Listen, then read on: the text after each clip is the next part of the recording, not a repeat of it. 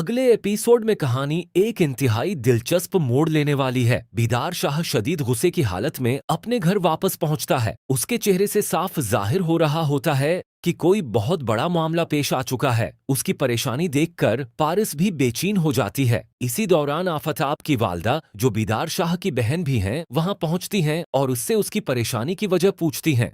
बीदार शाह गुस्से में कहता है कि अब हमारे दुश्मन इतने बेखौफ हो चुके हैं कि हमारे घर की इज्जत पर भी नजर डालने लगे हैं और यही बात उसे सबसे ज्यादा परेशान कर रही है। ये सुनकर आफताब की वालदा एक बार फिर वही पुरानी बात दोहराती हैं और कहती हैं कि मैंने पहले भी आपसे कहा था कि पारिस का निकाह आफताब के साथ करवा दें, यही सबसे बेहतर फैसला होगा। दूसरी तरफ जुवार गहरी सोच में डूबा होता है। उसे बार बार पारिस की वो बात याद आ रही होती है जब उसने उससे कहा था कि अपनी नौकरी छोड़ दो। जुवार यही सोचता रहता है कि जो शख्स अपनी हिफाजत नहीं कर सकता वो आखिर पारिस की हिफाजत कैसे करेगा। इधर बीदार शाह भी पारिस पर शादी के लिए दबाव डालना शुरू कर देता है, लेकिन पारिस उस फैसले से बिल्कुल खुश नहीं होती। वो अंदर ही अंदर टूटने लगती है और आखिरकार एक बड़ा फैसला कर लेती है। पारिस घर छोड़ने का इरादा कर लेती है। वो फौरन जुवार को फोन करती है और घबराए हुए लहजे में कहती है, मुझे आपकी मदद चाहिए, आप फौरन आ जाएं, मुझे यहाँ से ले जाएं।